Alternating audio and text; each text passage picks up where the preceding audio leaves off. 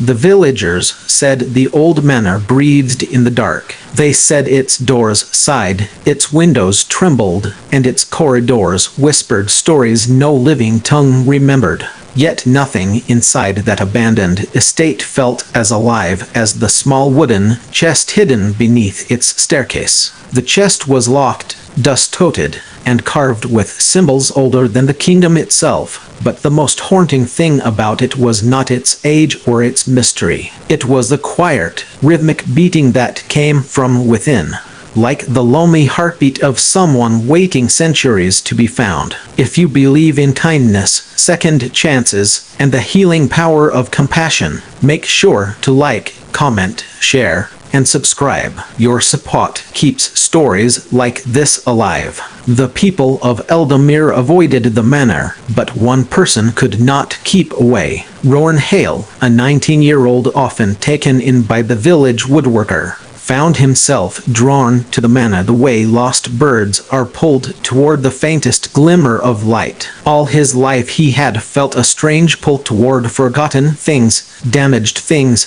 silent things that carried unspoken sorrow. Perhaps it was because he saw himself in them. His earliest memories were stitched with hunger, cold nights, and the heavy emptiness of not belonging anywhere. Even after Master Hale took him in and gave him shelter, Rowan's heart carried a quiet ache, as if he had been born with a wound the world could not see. On nights when he couldn't sleep, he walked alone through the trees, letting the moonlight paint silver paths along the forest floor. That was how he first stumbled upon the manor's gate, hanging crooked on rusted hinges. The moment he touched it, the air shifted, and something deep in his chest thrummed in answer to a distant heartbeat he could not explain. From then onward, he returned night after night, not out of fear but an inexplicable sense of connection. Inside the manor, time clung to everything: walls draped in torn velvet curtains,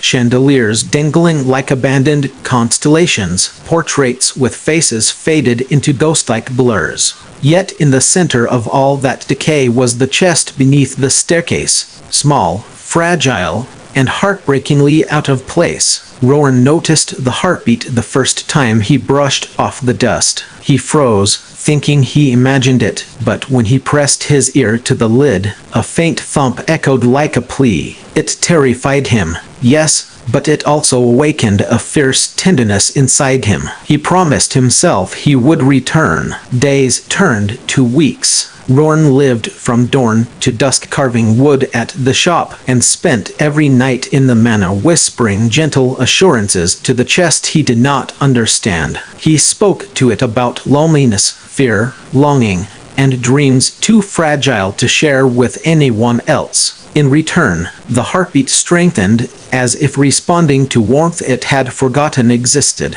No one in Eldamir believed Rowan when he tried to speak of the chest. Some scoffed. Others warned him the manor was cursed. A few whispered the legend of the princess swallowed by silence, a tale so old even the storytellers delivered it with uncertainty. They spoke of a beloved princess born with a peculiar gift, the ability to calm storms with a word, tame wild creatures with a glance, and heal sorrow with a touch. The kingdom adored her, but fear follows power like a hungry shadow. An ambitious sorcerer, threatened by her gifts, trapped her in a spellbound chamber sealed not by chains, but time itself. Only a heart pure enough to hear her silent plea could find her again. Most villagers dismissed the story as a bedtime myth, but Rowan could not shake the idea that the chest held something more than magic. It held someone who knew what it meant to be forgotten. One stormy night, lightning stitched the sky in jagged white threads, and the manor shook under the thunder's weight. Rowan rushed inside, sensing the chest trembling with fear. He knelt beside it, both hands pressed to the wooden lid, whispering, promising, soothing.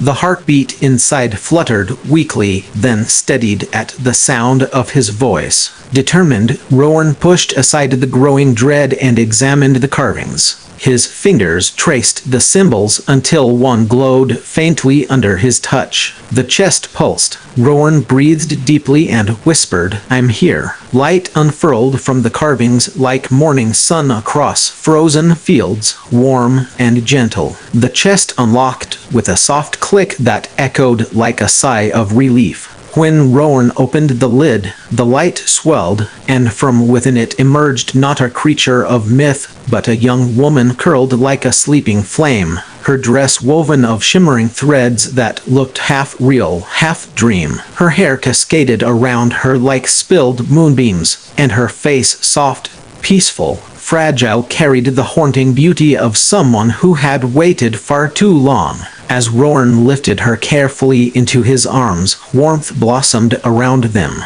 Her skin, cool as first frost, slowly warmed. She inhaled sharply, eyes fluttering open with a trembling uncertainty of someone remembering how to breathe. Her gaze locked on Rowan, and something ancient, gentle, and unbearably sad stirred within her deep blue eyes. She did not speak in words at first. Instead, he felt her emotions like faint echoes brushing his mind: confusion, fear, hope, gratitude, magic. Rowan realized lived in her bones. He carried her out of the manor and into the cool night air. Rain kissed her cheeks like blessings from the sky. She pressed closer, trembling, trying to understand the world she returned to. Her name came to him the next day, not spoken, but gently etched into his mind. Lyrier, Princess Lyrier of the Forgotten Kingdom. For weeks, Rowan cared for her in secret,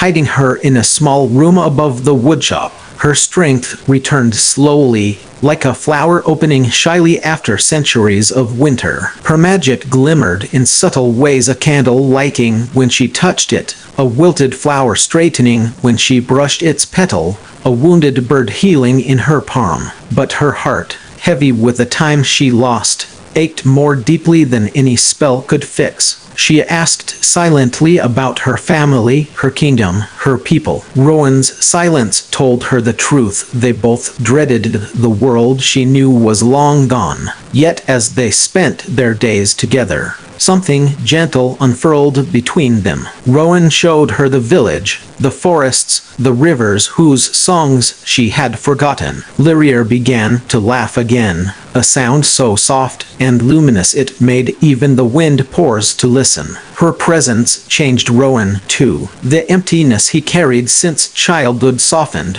filled with the quiet warmth of someone who truly saw him. But magic, especially magic born from grief, does not vanish quietly.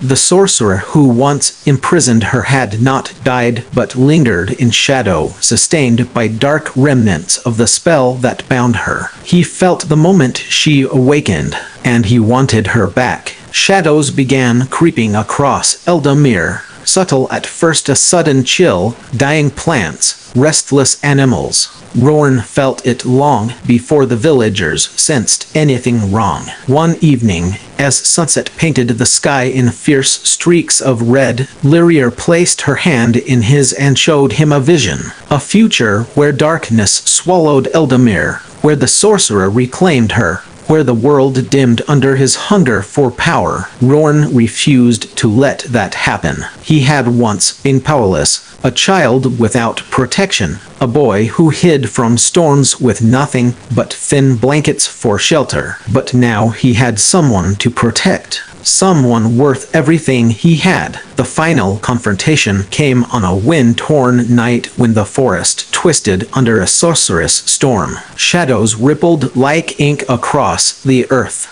The sorcerer emerged draped in darkness, his eyes burning with greed and fury. Rowan stepped in front of Lyrier, trembling but unyielding, a wooden staff gripped tightly in his hand. The sorcerer mocked him, calling him fragile, insignificant, worthless. Words Rowan had heard all his life. Words meant to break him.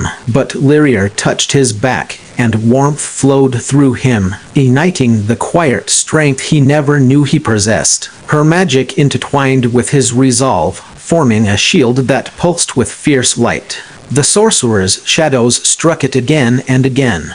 But Rowan held, teeth clenched, heart blazing. Finally, Lyria stepped beside him. Her voice, unused for centuries, rose like a trembling chord. With a hand over Rowan's, she poured everything she had: hope, sorrow, love into one surge of radiant magic. Light exploded outward, engulfing the forest, shattering shadows, and dissolving the sorcerer's form into a whisper the wind carried away. Silence fell, a peaceful, breathtaking silence. When Rowan collapsed, Lyria caught him, tears streaking down her cheeks like silver rain. She whispered his name again and again until he stirred, weak but alive. In that moment, something sacred bloomed between them, two hearts that had lived in darkness finally finding home in each other. From that night onward, Eldamir changed. Flowers bloomed brighter, rivers gleamed clearer.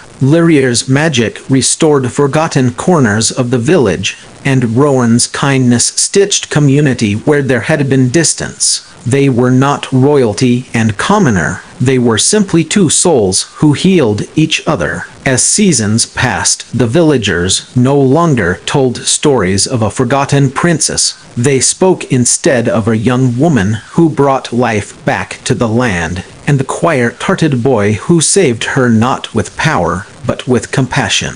And though Lyria had once been trapped in a chest of silence, she now lived in a world filled with new sounds: Rowan's laughter, children playing, the wind singing through tall pines. She often stood by Rowan's side watching sunsets, and whispered that although she had lost an entire kingdom, she had found something far more precious, someone who gave her a reason to begin again. If this story touched your heart, please like, comment, share, and subscribe. Your support helps us bring more heartfelt stories to life. Before the ending, please comment below. Kindness unlocks every chest. In the end, the legend of the princess in the chest became not a tale of sorrow, but a reminder to all who heard it that sometimes the world gives us second chances in the most unexpected places, and sometimes those chances arrive not in grandeur, but in the quiet,